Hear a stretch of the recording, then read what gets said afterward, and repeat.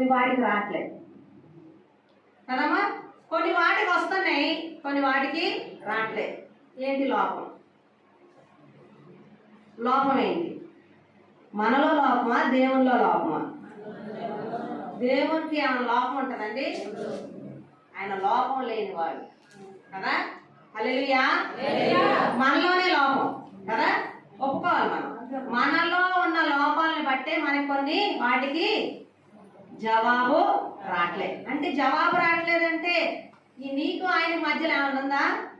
ఏమైనా అడ్డుగోడలు ఉన్నాయా? అవి చూసుకోవాలి మనం.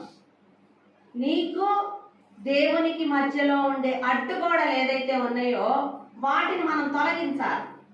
తొలగించినప్పుడు నీ ప్రార్థన ఆయన దగ్గర పోతుంది.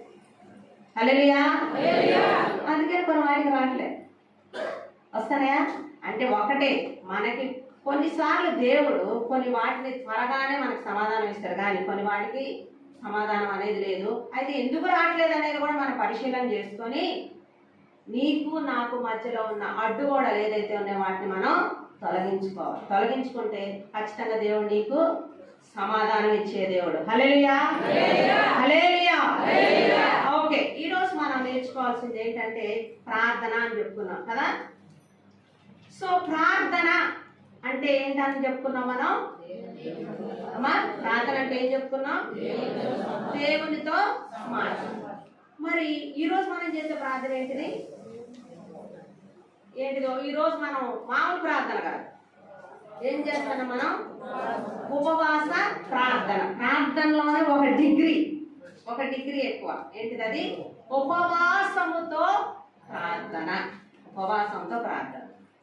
సో బైబిల్లో ఎంతమంది ఉపవాసంతో ప్రార్థన చేసి తమ అంటే అనుకున్న ఏదైతే కార్యాలు ఉన్నాయో ఆ కార్యాలని నెరవేరుస్తూ వచ్చారు.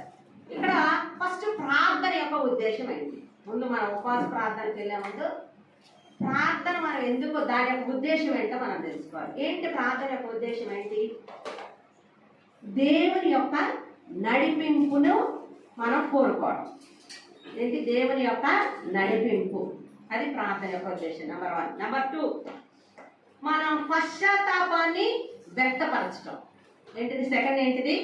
మనం పశ్చాత్తాపం రాసుకుంటున్నారా? నెంబర్ 1 ఏంటిదంటే దేవుని యొక్క నడిపింపు.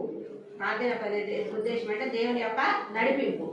నెంబర్ 2, పశ్చాత్తాపాన్ని వ్యక్తపరచడం. మనం ఏదైనా పాపం చేసినా ఏం చేస్తాం మనం? పశ్చాత్తాపడతాం కదా, రిపెంటెన్స్ అంటారు ఇంగ్లీష్లో. అయితే పశ్చాత్తాపాన్ని వ్యక్తపరచడం. ఇంకోటి ప్రార్థన యొక్క ఉద్దేశం ఏంటంటే ఆయన కాపుదల. ఏంటిది? ఆయన కాపుదల ఉండేటట్టుగా మనం ప్రార్థన యొక్క ఉద్దేశం ఏంటంటే ఆయన కాపుదల కొరకు కూడా. నెక్స్ట్ ఆయనలో లోతైన బంధాన్ని ఏర్పరచుకోవడం. అంటే డీప్గా ఆయనను మనం సేవించడం. ఏదో పైన కాదు, లోతుగా ఆయనని సేవించడం. నెక్స్ట్ దేవుని మీద ఆధారపడతాం. ఆధారపడుతున్నావా మనం? ఆధారపడుతున్నావా? అన్ని విషయాలలో దేవుని మీద ఆధారపడుతున్నావా? కొన్ని విషయాలలో దేవుని మీద ఆధారపడుతున్నావా? అన్ని విషయాలలో కదా. ఇందాక కొంతమంది ప్రార్థన చేస్తుంటే విన్నా, నాకు వెంటనే ఒక తలంపు వచ్చింది. శ్రీదేవి ప్రార్థన చేస్తుంది కదా, నాకు చచ్చిపోవాలనిపిస్తుంది. తనలో ఉన్నాయి తను చెప్పుకుంటుంది కదా. అమ్మ కూడా తను కూడా ఒక మాట అన్నారు, ఏంటంటే అసలు ఎందుకు ఉంచడం అయ్యాను ప్రార్థన కదమ్మా. మనం ఎప్పుడు అనుకోకూడదు, మనం ఈరోజు ఈ విధంగా సజీవ లెక్కల్లో ఉన్నామంటే నీ గొప్పతనంతో మనం ఇక్కడ ఉండట్లేదు. మనం ఈ లోకానికి వచ్చినామంటే ఏదో యాక్సిడెంట్ లాగా మనం రాలే. దేవుడికి నీ పట్ల ఒక కార్యం. ఆమేన్ కదా. దేవునికి అంటే నువ్వు నేను ఈరోజు బ్రతికున్నామంటే నీ పట్ల ఏదో ప్రణాళిక ఉంది దేవునికి. మరి అయితే ఈ ఉపవాసానికి వచ్చినాం ఈరోజు ఏం గురించి? సంఘంలో కుటుంబాల గురించి, మన కుటుంబాల గురించి మనం చేసుకున్నాం.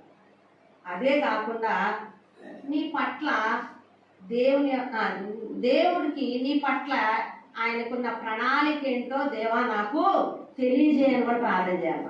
హల్లెలూయా. ప్రతి ఒక్కరికి కొన్ని కొన్ని టాలెంట్స్ ఉంటాయి కదా, ఉంటాయి కదా. దేవా మరి మనకున్న యొక్క టాలెంట్లని తో దేవుణ్ణి మనం ఘనపరచాలి కదా. ఇంకొకటి, ఈరోజు మనం ఏమనాలంటే, నా పట్ల ప్రభువా నీకు కొన్ని ప్రణాళికలు ఉన్నాయి కదా. మనకు కూడా మన పిల్లల పట్ల కొన్ని ప్రణాళికలు ఉంటాయి కదా. మా పెద్దవాడిని డాక్టర్ని చేయాలా, మా రెండోవాడిని ఇంజనీర్ చేయాలా, మూడోవాడు కలెక్టర్ చేయాలి, అట్లా ఉంటాయి కదా కదా ఉంటాయి. ఒక్కొక్కరికి కొన్ని కొన్ని వ్యూస్ ఉంటాయి. అట్లనే దేవుడికి మన పట్ల ఉండే ప్రణాళికను కూడా మనం తెలుసుకోవాలి. ఈ ప్రార్థనలో మనం ఏం చేసుకోవాలంటే, దేవా నీ ప్రణాళిక ఏంటో నాకు తెలియజేయి అని కూడా మనం ప్రార్థన చేయాలి. అంటే మీరు చేసే ప్రార్థన మీరు తప్పు అనట్లే, కానీ దానికి చిన్న కరెక్షన్ కదా. మనం అంటే ఇంగ్లీష్లో ఉంది, అంటే we're not born with an accident, we're born with an incident. Incident అంటే మనం ఒక యాక్సిడెంట్ లాగా మనం చూడండి, ఎన్నో పిండాలు అంటే ఒక మనిషి కాకుండా పిండ దశలో కూడా కొన్ని పోతా ఉన్నాయి కదా. కానీ దేవుడు మనల్ని తల్లి గర్భంలో నుంచి మనల్ని నిర్మించి మనల్ని బయటికి తీసుకొచ్చి మనల్ని ఇక్కడ నిలబెట్టిందంటే, నిలబెట్టుకోవటం మరలా ఆయన నమ్ముకోవటం అనేది కూడా అది కూడా ఒక ప్రణాళిక. ఎంతో మంది నీ బంధువులు ఉన్నారు, వాళ్ళందరూ దేవుని నమ్ముకోలేదు, వాళ్ళందరూ దేవుని సన్నిధానంలో లేరు, కానీ నువ్వు మాత్రం దేవుణ్ణి ఎరిగి ఆయన సన్నిధానంలో ఉన్నావంటే అది కేవలం దేవుని యొక్క కృపే. హల్లెలూయా. నిజమే కదా, దేవుని యొక్క కృప. మరి వాళ్ళందరూ వారి పని పాటల్లో మునిగారు కదా. ఇప్పుడు ఫెస్టివల్ మూడు కదా, వా ఎంత బిజీగా ఉన్నారు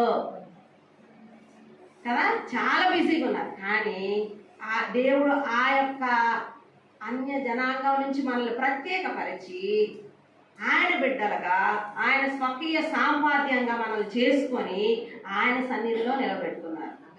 ఆమేన్. నిజంగా ఇది కూడా ఒక ఏంటిది, ఎవరికి లేనటువంటి భాగ్యాన్ని దేవుడు నీకు నాకు అనుగ్రహిస్తూ వచ్చింది. అదొక భాగ్యమే. దేవుణ్ణి తెలుసుకోవడం అనేది కూడా ఒక భాగ్యమే. ఓకే, ఏంటి ప్రార్థన యొక్క ఉద్దేశం ఏంటి? నెంబర్ 1, దేవుని యొక్క నడిపింపుకు. నెక్స్ట్ పశ్చాత్తాపాన్ని వ్యక్తపరచడం. నెక్స్ట్ ఆయన కాపుదల. నెక్స్ట్ లోతైన బంధాన్ని ఏర్పరచుకోవటం. ఇంకోటి దేవుని మీద ఆధారపడటం కదా. మనం దేవుని కనుక మన అంటే ప్రార్థన ఉద్దేశంలో ఒకటి ఏంటిది, దేవుని యొక్క లాస్ట్ వన్ ఏంటిది, దేవుని మీద ఆధారపడటం. దేవుని మీద ఆధారపడటం అంటే చంటి బిడ్డ తల్లి మీద ఏ విధంగా ఆధారపడుతుందండి? అమ్మా అమ్మా అమ్మా అమ్మా అనుకుంటా ప్రతిదీ మన మీద ఆధారపడతా ఉంటుంది. అట్లా ఆధారపడుతున్నప్పుడు మనం తోసేస్తామా? తోసేయం. అట్లా మనం కూడా దేవుని మీద ఆధారపడాలి కదా. ఆధారపడుతున్నావా? లోకంలో ఒక కాలు, దేవుల్లో ఒక కాలు కదా. అట్లా వేయకుండా సంపూర్ణంగా దేవుని మీద ఆధారపడటం. నెంబర్ 1 ఏం తెలుసుకున్నాం? ప్రార్థన యొక్క ఉద్దేశం కదా. ప్రార్థనలో ఎన్ని రకాలు ఉన్నాయి? పాటల్లో కూడా మనం నేర్చుకున్నాం. ఎన్ని రకాలు ఉన్నాయి కొన్ని చెప్పగలరా?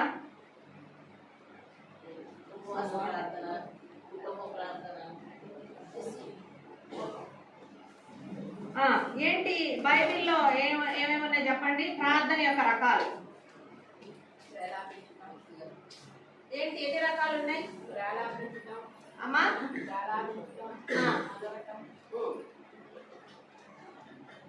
ఏంటారు నాకు వినపడలేదు, ఒకసారి చెప్పు.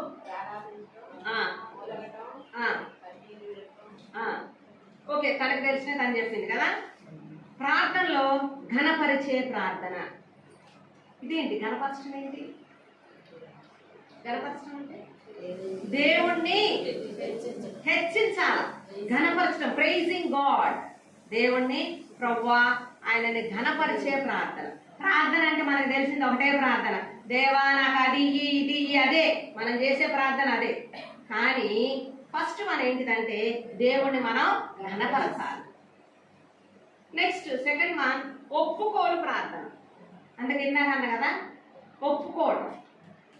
ఒప్పుకోవడం అంటే దేవా నేను పాపిని, నన్ను రక్షించినావు అని ఒప్పుకోండి. నువ్వు చేసిన ప్రతి పాపాలను బట్టి నువ్వు ఒప్పుకోవటం ఆయన. మన పిల్లలు ఏదైనా తప్పు చేస్తే దగ్గర ఏయ్ ఒప్పుకో ఒప్పుకో అని చెప్తాం కదా. అట్లా ఒప్పుకోలు ప్రార్థన అంటే దేవుని దగ్గర, నువ్వు మనుషుల దగ్గర కాదు. నువ్వు మనుషుల దగ్గర అస్సలు ఒప్పుకోవద్దు. ఎవరి దగ్గర ఒప్పుకోవాలా? ఎందుకు మనుషుల దగ్గర ఒప్పుకుంటే ఏమైందండి? ఈరోజు మంచిగా వింటారండి. నీకు ఆమె చెడితే అప్పుడు మొత్తం బండారం అంతా బయటపడింది కదా. అస్సలు ఏది నువ్వు మనుషులు అని చెప్పుకోవద్దు. నేను చిన్నప్పుడు ఏం చేసేదాన్ని తెలుసా, ఏదన్నా నాకు బాగా అనిపించినప్పుడు నేను ఎదురు తిరిగి చెప్పను. నా మనస్తత్వం ఏంటంటే ఎదురు తిరిగి చెప్పను. ఏది నాకు బాగా కోపం వస్తే ఒక పెన్ను పేపర్ తీసుకొని నా కోపాన్ని అంతా ఆ పేపర్ మీద రాసేదాన్ని. ఎందుకు? నా కోపం అంతా అక్కడ తీరిపోద్ది. నేను అనలేను, నేను ఎక్స్ప్రెస్ చేయలేను, అనలేను. మరి నాలో ఉన్న కోపం అంతా బయటికి రావాలి. ఎట్లా వస్తుంది? ఏ విధంగా వస్తుంది అని నాకు అనిపించినప్పుడు పెన్ను పేపర్ తీసుకొని మొత్తం వాళ్ళ మీద ఏముందో మొత్తం రాసేదాన్ని. రాసి దాన్ని దాచిపెట్టేదాన్ని. ఎప్పుడన్నా ఇట్లనే సమయం ఉన్నప్పుడు తీసి చదువుకొని నవ్వుకునేదాన్ని. అంటే ఆ క్షణాన ఆ సమయంలో వాళ్ళ మీద నాకు ఇటువంటి ఫీలింగ్స్ ఉన్నాయి, ఇటువంటి ఇమోషన్స్ ఉన్నాయని నవ్వుకునేదాన్ని. మళ్ళీ భయం వేసేది, ఎవరైనా వాళ్ళు చదివితే మమ్మ నేను ఇట్లా అనుకుంటున్నా అని అనుకుంటారేమోనని అది కూడా భయమే. మళ్ళీ తర్వాత సెకండ్ టైం చదివి దాన్ని చింపి వదలపడేసాను. సో ఫస్ట్ వన్ ఏంటిది? గణపరిచే ప్రార్థన. సెకండ్ వన్ ఒప్పుకోలు ప్రార్థన. థర్డ్ వన్ కృతజ్ఞత ప్రార్థన. కృతజ్ఞత, థ్యాంక్స్. మన పిల్లలకి నేర్పించాలి. ఏంటిది? Thanks giving. థ్యాంక్స్ గివింగ్, కృతజ్ఞత ప్రార్థన. ఎవరన్నా ఏదైనా ఇచ్చినప్పుడైనా, ఎవరన్నా ఏదైనా ఇచ్చినప్పుడు నేను కూడా, మేము ఏదైనా కాంపిటీషన్స్ పెట్టినప్పుడు పిల్లలకు ప్రైజులు ఇచ్చేటప్పుడు వస్తారు, పక్కన తీసుకుంటారు, వెళ్ళిపోతారు. అసలు అదంతా ఇల్ మేనర్డ్, అంటే ఒక మేనర్స్ లేని ఇది. మనం ఏదైనా సరే ఏం చేయాలి? ఎవరైనా ఇచ్చినా ఏదైనా పుచ్చుకున్నా ఏం చేయాలా? థ్యాంక్స్. మరి దేవుడికి కూడా మనం చెప్పాలి కదా. కృతజ్ఞత ప్రార్థన. నెక్స్ట్ మనకందరం చేసే ప్రార్థన మన అవసరాల ప్రార్థన. మన నీడ్స్, మనకి ఏదైతే అవసరమో దాని గురించి మనం ప్రార్థన, అవసరాల నిమిత్తం చేసే ప్రార్థన. నెక్స్ట్ ఇతరుల కొరకు ప్రార్థన చేయాలి కదా. మనం చేసుకోవటమే కష్టం. ఇతరుల గురించి ఏం చేస్తామండి? మనం చేస్తున్నావా? చెయ్యాలి. ఇతరుల గురించి కూడా ప్రార్థన. నెక్స్ట్ స్వస్థత ప్రార్థన. అది శారీరకమైన స్వస్థతే కానీ ఆత్మీయ స్వస్థతే కానీ. ఏంటిది? స్వస్థత గురించిన ప్రార్థన. మరి ఏ విధంగా ఎవరితో చెయ్యాలి అంటే, ఏ విధంగా అంటే మనకి మాదిరి ప్రార్థనలు ఉన్నాయి, అది తర్వాత చెప్పుకుంటాం. సో ఎవరితో ఎట్లా ఏ విధంగా చేయాలంటే, మన పాటలో ఉన్నట్టుగా కరములెత్తి అంటే చేతులెత్తి, కరములెత్తి ప్రార్థించటం. నెక్స్ట్ ఇంకేం చేస్తాం మనం? ఇంకా చెప్పండి టైప్స్. మోకరించి ప్రార్థన. మోకరించి అంటే ఎట్లా చేస్తామండి? మోకరించడంలో కూడా నిలువు మోకాళ్ళు అంటారు, ఇంకోళ్ళు సాష్టాంగంగా పడతారు, కొంతమంది హాఫ్ మోకాళ్ళు కదా, అంటే నీల్ డౌన్ చేసినట్టు కదా. మోకరించి ప్రార్థన. తర్వాత కుటుంబంతో ప్రార్థన. ఎంతమంది ఇళ్లలో కుటుంబ ప్రార్థనలు ఉన్నాయి? ఏంటి నేను తప్పు క్వశ్చన్ అడిగిందా? కుటుంబ ప్రార్థనలు ఎంతమంది ఇళ్లలో జరుగుతున్నాయి? ఏంటి అందరు ఎవరి మొహాలో చూసుకోండి ఒకసారి బాగా, ఒకరి మొహాల్లో ఒకరు బాగా చూసుకున్నారా? అయిపోయింది, టైం అయిపోయింది. చూసుకోండి ఒకళ్ళొకళ్ళు. ఇస్తారు చూస్తున్నా ప్రగతి ఉందా? ఒకళ్ళొకళ్ళు చూసుకోవాలిగా. మరి ఇప్పుడు జరుగుతున్నాయా లేదా అనేది ఏంటి? నెక్స్ట్ ఏంటంటే కుటుంబంతో ప్రార్థన. ఎంతమంది ఇళ్లలో కుటుంబ ప్రార్థనలు జరుగుతున్నాయి? మావి కూడా కొన్ని స్కిప్ అయితేనే ఉంటాయి కానీ చెప్తాను. స్కిప్లు వేరే. స్కిప్ చేయడం అంటే ఆఫ్ చేయడం వేరే. ఒక్కొక్క రోజు మామూలుగా అసలు ఇళ్లలో కుటుంబ ప్రార్థనలు ఎందుకు చేయాలి? కుటుంబ ప్రార్థన ఎందుకండి? దేనికి? ఎందుకు అందరం కూర్చొని ఎందుకు చేయాలి? అందరం కూర్చొని భోజనం చేస్తాం, బాగుంది. మరి అందరం కూర్చొని భోజనం చేస్తున్నామే, మరి ఇది కూడా అందరం కూర్చొని చేసుకోవాలి కదా ప్రార్థన. అందరం కూర్చొని ప్రార్థన చేసుకోవాలి కదా. మరి నువ్వు లంచ్ చేసేటప్పుడైనా డిన్నర్కైనా రే చిన్నవాడా పెద్దవాడా అని పిలిచి అందరు కూర్చోబెట్టి పెడతానవే. మరి కుటుంబ ప్రార్థనలో అనేది ఎంతమంది ఇళ్లలో జరుగుతుంది? ఎవరిళ్లలో జరగట్లేదా? అమ్మో కష్టమైంది ఇది. సో ఈరోజు మీరు ఒక తీర్మానం చేసుకోవాలి. ఒక తీర్మానం చెప్పిన ఏంటి? దేవా నీ ప్రణాళిక ఏంటో నాకు తెలియజేయి. నెంబర్ 1 అది మీరు చేయాల్సిన ప్రార్థనలో. నెంబర్ 2 లిస్టు ఏంటిది? నెంబర్ 2 కుటుంబ ప్రార్థన అనేది జరగాలి. కొంచెం కష్టమే. వాడు ఇంట్లో 2 పిల్లగాలంటే హోంవర్క్ అయిపోలే, హోంవర్క్ అవ్వలేదు, ఇంకొంచెం ఉంది అని ఒక అంటది. ఇంకో ఆయన ఏమో, నేను ఎవరిని ఉద్దేశించి అనట్లే, మామూలు జనరల్గా చెప్తారా, మా ఇంట్లో కూడా అంతే జరుగుతుంది. కాబట్టి ఇంకోవాళ్ళు ప్రార్థన అని ఇంకొకళ్ళు కదా, నిట్టూర్పులు కదా. సో ఏది ఏమైనప్పటికీ మీరు వాళ్ళని ఏ విధంగా కన్విన్స్ చేస్తారో ఏం చేస్తారో తెలియదు, కానీ మన సంఘంలో ఏముండాలా? కుటుంబ ప్రార్థన అనేది ఉండాలి. నెక్స్ట్ సంఘముతో ప్రార్థన. ఇప్పుడు మనం చేసేది ఏంటిది? సంఘముతో ప్రార్థన. ఎందుకు ఇక్కడ కూడుకున్నాం మనం? సంఘంతో సంఘము ఎందుకు కూడుకున్నాం? సంఘం అందరితో కలిసి ప్రార్థన. సంఘంతో ప్రార్థన చేస్తే ఏమి జరుగుతుంది? ఏమైతే అండి? సంఖ్యలు. నెక్స్ట్ ఏకాంత ప్రార్థన. ఏకాంత ప్రార్థన సరే, మా ఏకాంత ప్రార్థన అంటే మామూలుగా అందరం చేసుకుంటూనే ఉంటాం కానీ ఏకాంత ప్రార్థన ఒకటి. నెక్స్ట్ లాస్ట్ది ఉపవాస ప్రార్థన కదా. ప్రార్థనలు ఎన్ని చెప్పుకున్నాం మనం? కరములెత్తి ప్రార్థన, నెక్స్ట్ మోకరించి ప్రార్థన, కుటుంబంతో ప్రార్థన, తర్వాత సంఘముతో ప్రార్థన, ఏకాంత ప్రార్థన, ఉపవాస ప్రార్థన కదా. సో ఈ ఏ విధంగా చేయాలి, ఎవరితో చేయాలి అనేది మనం ఈ హెడ్డింగ్ కింద మనం చెప్పుకున్నాం. ఇప్పుడు దాకా మనం ఏం చెప్పుకున్నాం? ప్రార్థన అంటే ఏంటి, ప్రార్థన యొక్క ఉద్దేశం ఏంటి, ప్రార్థనలోని రకాలు, సరే ఎవరితో ఇటువంటి ప్రార్థన అనేది చేయాలనేది కూడా మనం నేర్చుకున్నాం. ఓకే, బైబిల్లో ఎంతమంది వ్యక్తులు వారు ఉపవాస ప్రార్థనతో కార్యాలు నెరవేర్చుకున్నారు చెప్పగలరా? ఎవరైనా లిస్టు? అబ్బా, రూతు అమ్మా, ఒక నిమిషం. రూత్ అని ఎవరు చెప్పారు? రూత్ అని చెప్పింది ఎవరు? అక్క, రూత్ ఉపవాసం చేసిందా? నేను అన్నది ఉపవాసముతో అంటే మనం ఈరోజు చేసుకునే దాని సబ్జెక్ట్ మీద మనం మాట్లాడుతున్నాం కదా. ఉపవాస ప్రార్థన.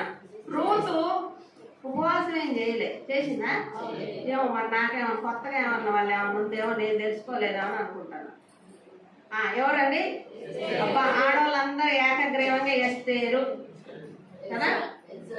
Ezra, Nehemiah. అమ్మ నువ్వు చెప్పొద్దాం, నువ్వు చెప్పాలి, మిగతా వాళ్ళు చెప్పాలి. అమ్మా హన్నా చేసిందా? Very good. హన్నా కూడా చేసిందా? ఉపవాసంతో చేసిందా? నేను ఇక్కడ 2 ఉన్నారు, హన్నా అన్న ఎవరు? ప్రవక్తని కదా. సరే ఓకే, ఇంకా చెప్పండి. ఇంకా ఎవరా? డానియల్. Very good, Daniel. ఇంకా మోషే. ఇంకా అంతేనా? ఇంకెవరు చేయలేదా?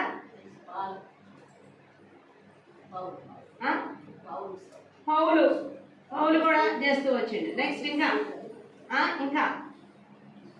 అసలు మెయిన్ క్యారెక్టర్ మర్చిపోయారు. మన క్యారెక్టర్ మెయిన్ క్యారెక్టర్ యేసుప్రభు చేయలేదా? మరి యేసుప్రభు పేరు చెప్పండి, మిగతా పేర్లు అందరూ చెప్తున్నారు. యేసు ప్రభు వాడు చేసి, నేను ఫస్ట్ అది వస్తుందేమో అనుకున్నాను కదా.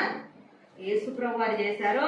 నెక్స్ట్ మోషే చేస్తూ వచ్చిండు, దావీదు, దానియేలు, తర్వాత తర్వాత ఎస్తేరు, నెక్స్ట్ అన్న ప్రవక్తిని, నెక్స్ట్ పౌలు, ఎజ్రా, నెహేమియా, తర్వాత శిష్యులు కూడా. శిష్యులు ఎంతమంది అయ్యారు? ఇప్పుడు నేను లిస్ట్ ఎంతమంది అయ్యారు? దాదాపు 8 మందా, 9 మందా, 10 మందా? ఓకే సరే, మనకు లిస్ట్ కాదు కానీ యేసు ప్రభు వారు కూడా ఉపవాసం అన్నారు. అదేంటి, ఆయన దేవుడు కదా, ఆయన ఉపవాసం అంటే ఏంటి అసలు కదా కదా. ఎక్కడుంది ఆయన చేసినట్టుగా? మత్తయి సువార్త తీయండి. మత్తయి సువార్త 4వ అధ్యాయము. బైబిల్ స్టడీ ఒకటి చెప్తున్నాం, బాగానే గుర్తుందో లేదా మీకు?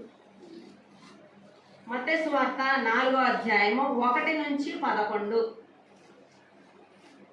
అదంతా అవసరం లేదు కానీ మనకు తెలుసు ఏంటి, అపవాది చేత శోధింపబడటకు ఆత్మ వలన అంటనే ఎన్ని రోజులు అండి ఉపవాసం చేసింది? 40 days, 40 దినాలు ఉపవాసం చేసింది కదా. అంటే ఆయన ఎప్పుడు ఎందుకని చేసింది? ఆయన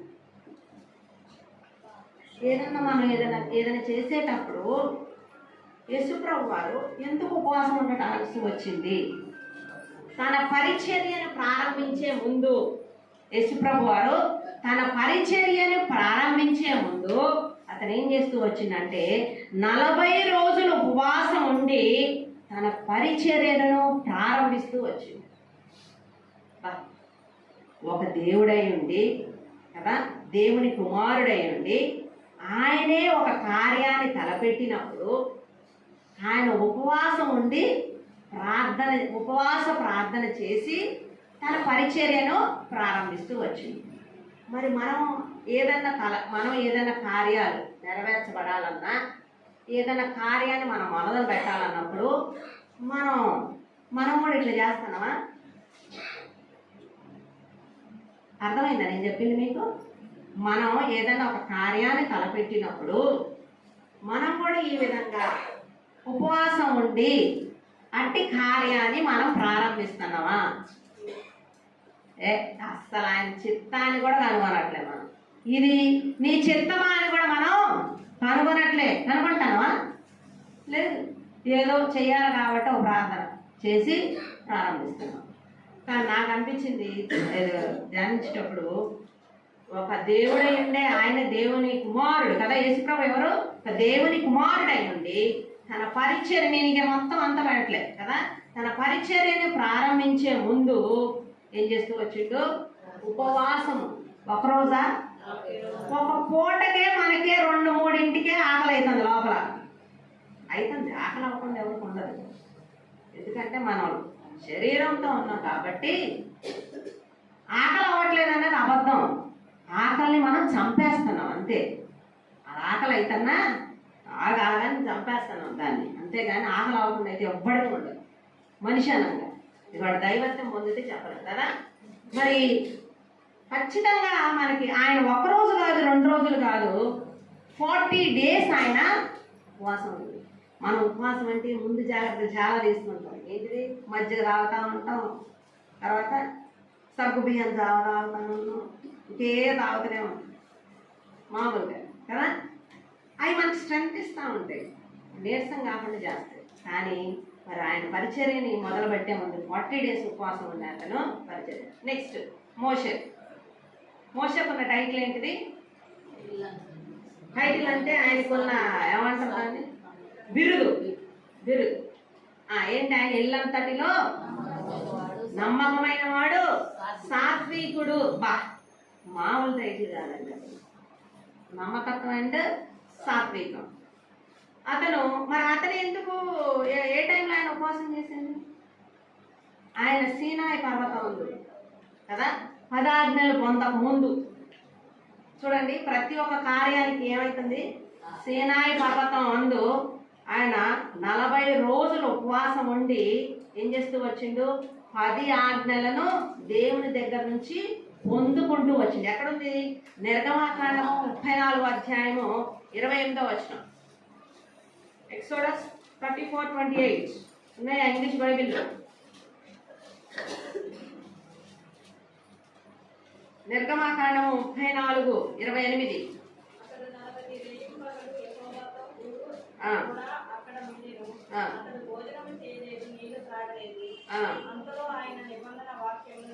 పది ఆజ్ఞలను.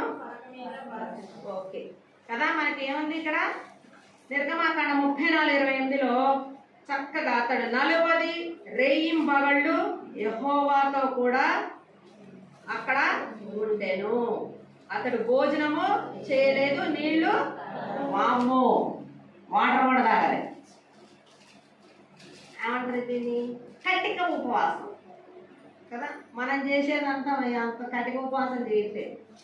ఈయన కటిక ఉపవాసం చేస్తూ వచ్చిండు. భోజనం లేదు, వాటర్ కూడా లేదు. ఏమనైంది ఆయనకి? అస్సలు ఎట్లొచ్చిందండి ఆయన ఫేస్ ఎట్లుంది? షైనింగ్, ప్రకాశముతో. ఆయన షైనింగ్ ని మనుషులు ఏం చేయలేకపోయారు? చూడలేకపోయారు. అంటే నువ్వు ఉపవాసం, అసలు మామూలుగా 40 రోజులు ఉపవాసం ఉన్నోడు ఫేస్ ఎట్లుండాలండి? మామూలుగా ఇన్ జనరల్ మనకు ఒక్కరోజు చేస్తేనే మొహం బీకపోదు కదా. మొహం అంతా ఏంటో అర్థమైపోద్ది, అవతలోడికి అర్థమైపోద్ది కదా. కానీ వీళ్ళు 40 days, మోషే కూడా ఎన్ని రోజులు అండి? 40 రోజులు చేస్తూ వచ్చింది. అంటే యేసుప్రభు లాగా 40 రోజులు చేస్తే అతని మొహం ఏ విధంగా ఉందండి? ప్రకాశమానంగా ఉంది.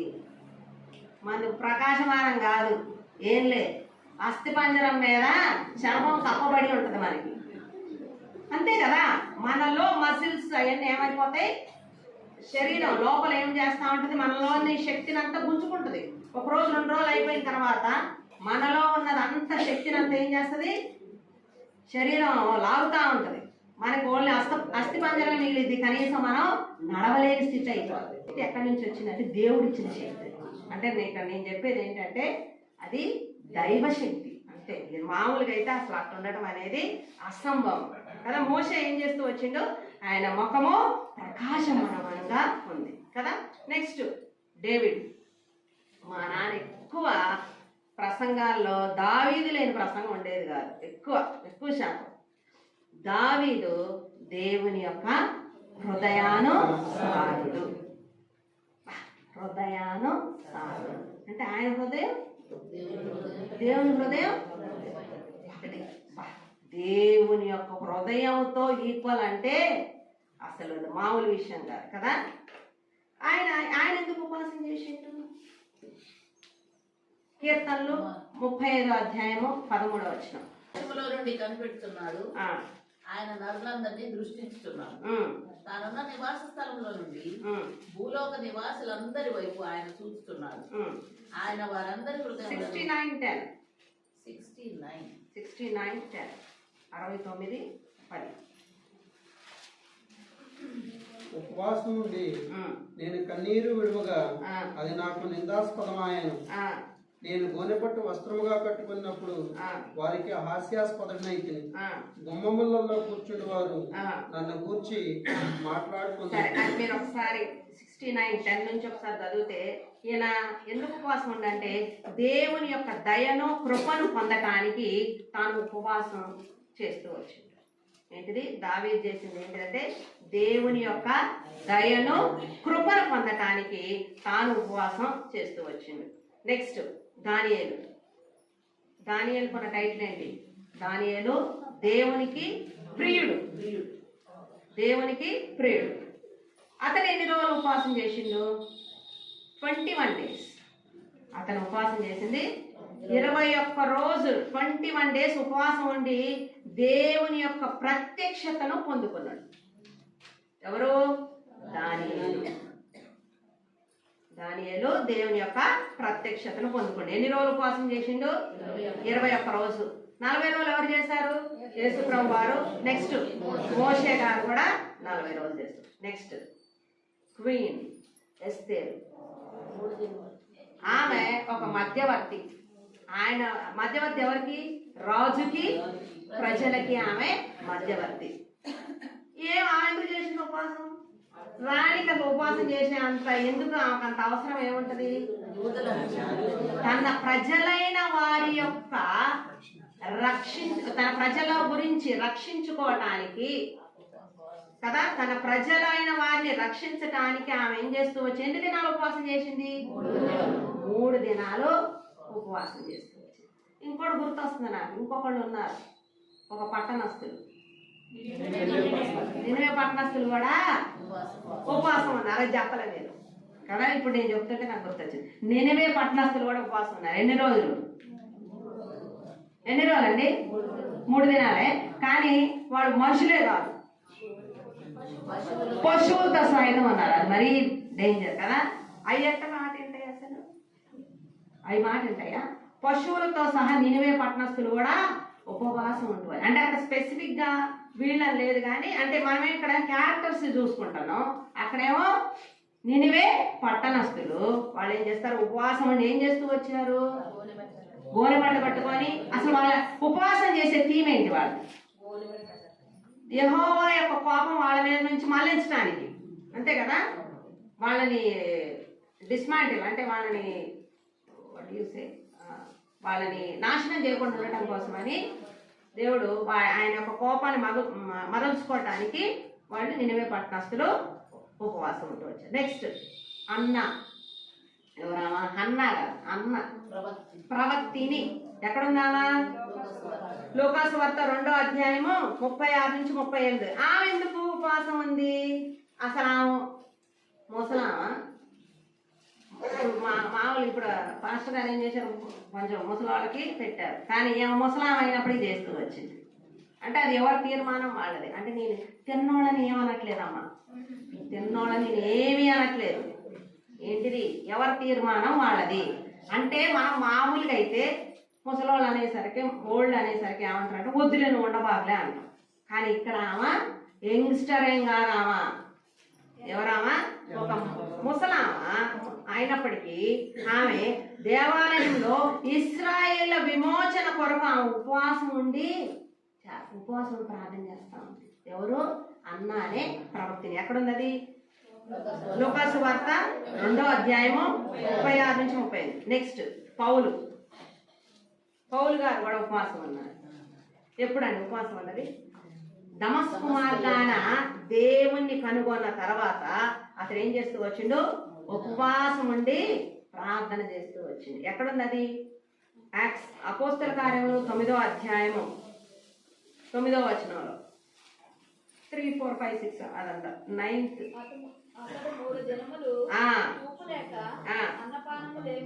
ఈయన కూడా 3 days. 3 దినాలు ఎవరెవరండి? 40 రోజులేమో యేసు ప్రభు వారు, మోషే. 3 దినాలు ఎవరు? ఎస్తేరు. నెక్స్ట్ నినివే పట్టణస్తులు. నెక్స్ట్ పౌలు గారు కూడా 3 దినాలు కదా. నెక్స్ట్ ఎజ్రా ఏంటండి? దేవుడని యెహోవా మందిరాన్ని గురించిన ఆసక్తి ఆయనకి ఉంది.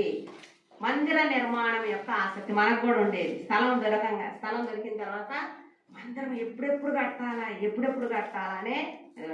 సో ఆయన కూడా ఉపవాసం ఉండి ప్రార్థన చేస్తూ వచ్చిండు. ఇశ్రాయేళ్ల పాపములు క్షమించమని దేవుని యొక్క కాపుదల కొరకు ఎజ్రా గారు కూడా ఉపవాసం ఉండి ప్రార్థన చేస్తూ వచ్చాను. ఇంకా నేను ఎజ్రా గురించి చెప్దాం అనుకున్నా కానీ బట్ టైం లేదు మనకి. నెక్స్ట్ నెహేమియా ఏంటండి? ఆయన ఉద్యోగం ఏంటి? గిన్నె అందించేవాడు. కప్ బెరియర్ అట. కప్ బెరియర్ అంటే గిన్నె అందించేవాడు కదా. సో ఆయన ఏంటి? ఆయన ఎందుకు ఉపవాసం అన్నాడు? యెరూషలేము ప్రాకారములు కట్టడానికి కాదు, తిరిగి కట్టడానికి. ఇక్కడేమో ఎజ్రాలో ఏంటి? మందిరాన్ని నిర్మించడం. కానీ నెహేమియా ఏంటి? తిరిగి కట్టడం. Very good. యెరూషలేము యొక్క ప్రాకారాలు తిరిగి కట్టడానికి దేవుని యొక్క కాపుదల కొరకు ప్రార్థించిన వ్యక్తి ఎవరంటే నెహేమియా. నెహేమియా గురించి ఉంది మనకి. నెహేమియా 1వ అధ్యాయం 4వ వచనంలో నెహేమియా గురించి మనం చూడగలం కదా. నెక్స్ట్ డిసైపుల్స్ అంటే ఆయన యొక్క శిష్యులు ఏం చేస్తూ వచ్చారు? శిష్యులు అపోస్తల కార్యంలో 13:2-3 రాసుకోండి. అపోస్తల కార్యం 13వ అధ్యాయం 2-3, 14వ అధ్యాయం 23వ వచనంలో మనకి సంఘంలో ఎవరన్నా సభ్యులను అంటే ఇంపార్టెంట్ సభ్యులను నియమించాలంటే వాళ్ళు ఫస్ట్ ఏం చేసేవాళ్ళట? ఉపవాసం ఉండి ప్రార్థన చేసి అప్పుడు సంఘంలో ఉండే సభ్యులని వాళ్ళని ఏర్పాటు చేస్తూ వచ్చేవాళ్ళ. తీర్మానానికి రావాలి. ఏం తీర్మానానికి రావాలి మనం? ఏం తీర్మానం? ఏం తీర్మానం మనకి? మనం మన యొక్క ఫ్యామిలీలో ఏది స్టార్ట్ చేయాలన్నా, ఏం స్టార్ట్ చేయాలన్నా దేంతో స్టార్ట్ చేయాలి? మనం ఉపవాస ప్రార్థనతో మనం స్టార్ట్ చేస్తే మనం ఇక్కడ మీరు ఇప్పుడు ఇంతమంది ఉపవాసం ఉంటే వాళ్ళందరూ ఎవరి గురించి ఉపవాసం ఉన్నారండి? పెళ్లి కోసం ఉపవాసం, కొంతమంది పెళ్లి కోసం ఉపవాసం ఉంటారు. పిల్లల గురించి ఉండద్దని నేను అనను, అవి కూడా చెయ్యాలి.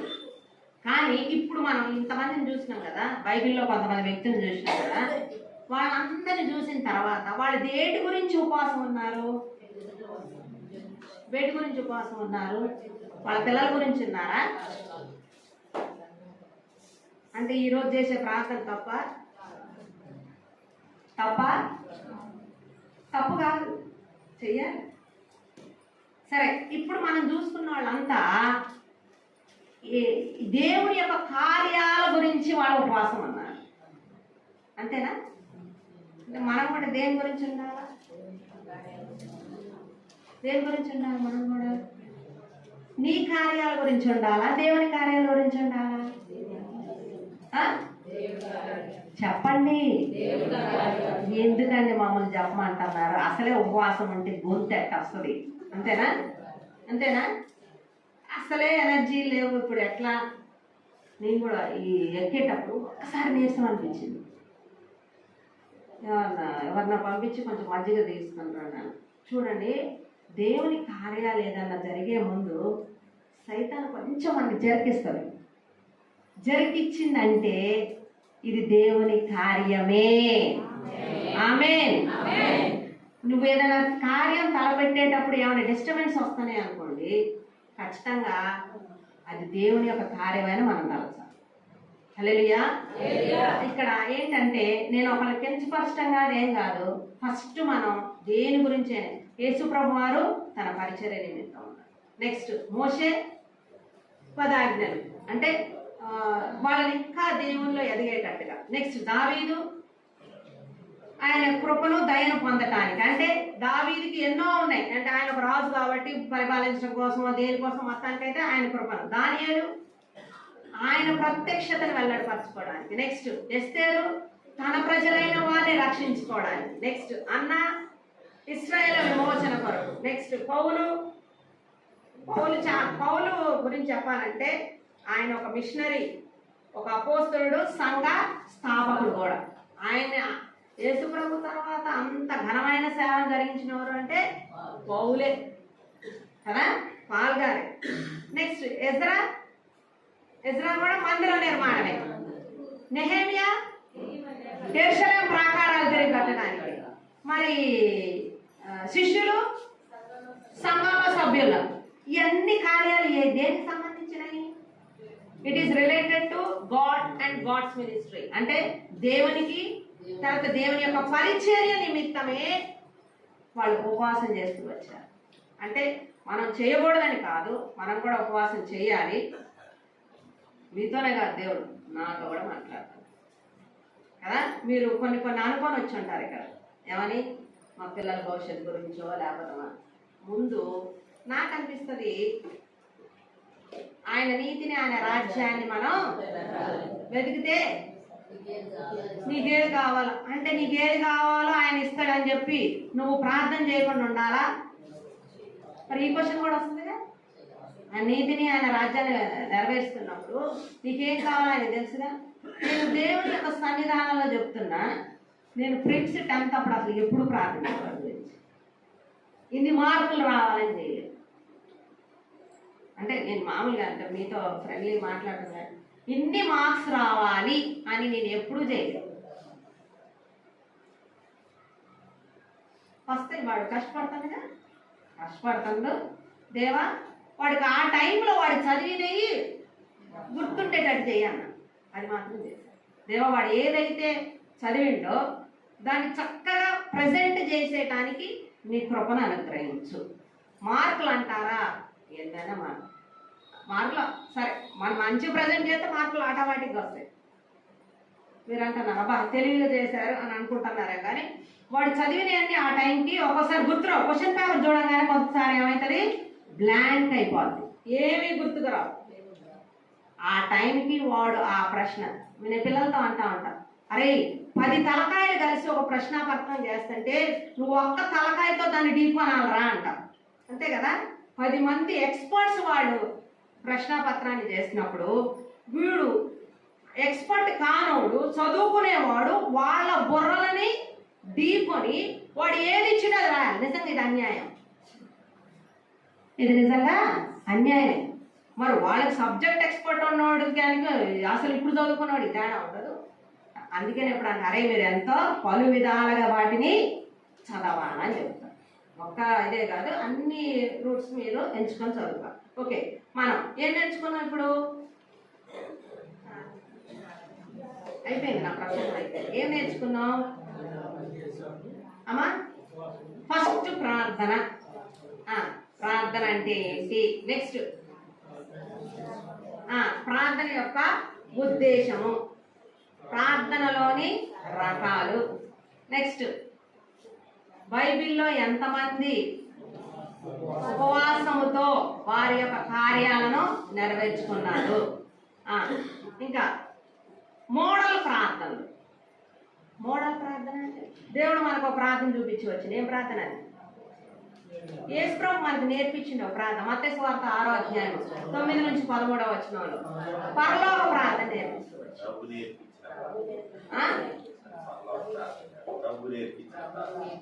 ప్రభు నేర్పించిన ప్రార్థన అది. అందుకని నేను మోడల్ ప్రార్థన అన్న, మాదిరి ప్రార్థనలు. నెక్స్ట్ ఇంకో ప్రార్థన ఉంది, దావీదు ప్రార్థన. కీర్తనలు 51వ అధ్యాయం ఒప్పుకోలు పశ్చాత్తాపం అని. కీర్తనలు 51లో ఒప్పుకోలు నెక్స్ట్ పశ్చాత్తాపం. అక్కడ నేను రాసుకున్నాడు పశ్చాత్తాపం. అదొకసారి ఇంటికి పోయి మరొకసారి, అది ఎవరి ప్రార్థన? దావీదు గారి ప్రార్థన. నెక్స్ట్ పౌలు ప్రార్థన. అంటే పౌలు కూడా ప్రార్థన చేస్తూ వచ్చింది. ఏంటి? ఆయన కూడా కృతజ్ఞత స్తుతులు, ఆత్మీయ ఎదుగుదల కోసం పౌలు గారు కూడా ప్రార్థన నేర్పిస్తూ వచ్చింది. ఇప్పుడు మనం మాదిరి ప్రార్థన చూస్తున్నాం కదా. యేసుప్రభు నేర్పించిన ప్రార్థన, దావీదు ప్రార్థన అండ్ పౌలు ప్రార్థన. ఇవన్నీ మనకి మోడల్ ప్రార్థనలు. ఓకే, ఏమేమి నేర్చుకున్నాం ఒకసారి?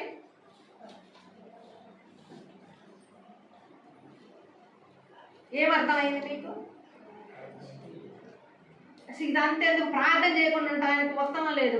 అమ్మగారు కూడా చేయలేదు కదా, ప్రిన్సిపాల్ అప్పుడు అసలు మనం కూడా చేయకుండా ఉంటే బాగుంటుంది అనే కంక్లూజన్కి వచ్చారా?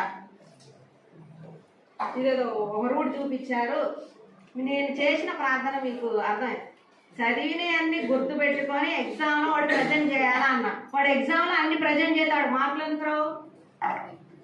అర్థమైందా మీకు? ఇక్కడ వాడు చదివినన్ని గుర్తు పెట్టుకొని వాడు చదువుతాడు, నేను చూస్తాను వాడు చదువుతాడు, వాడు చదివినన్ని గుర్తు పెట్టుకొని అక్కడ వాడు ప్రజెంట్ చేయాలి అన్నవాడు చేసినప్పుడు ఖచ్చితంగా మార్కులు వస్తాయి. అది ఎన్ని మార్కులు అనేది మనం అనకూడదు, దేవుని చిత్తం అనుకున్నాను నేను, వాడు ఎన్నన్నా కానీ. అర్థమైందా? సో అంటే మనకంత విశ్వాసపు లెవెల్స్ మనకి పెరగాల, మన స్టాండర్డ్స్ పెరగాల. ఎప్పుడు ఎక్కడ వేసిన గొంగళి కాకుండా మనం ఏం చేయాలా? మన ప్రార్థనలో కూడా ఒక క్వాలిటీ స్టాండర్డ్ అనేది మనం మెయింటైన్ చేస్తే దేవుడు ఖచ్చితంగా నువ్వు చేసే ప్రతి ప్రార్థన విని ఆయన జవాబిచ్చే దేవుడు. హల్లెలూయా.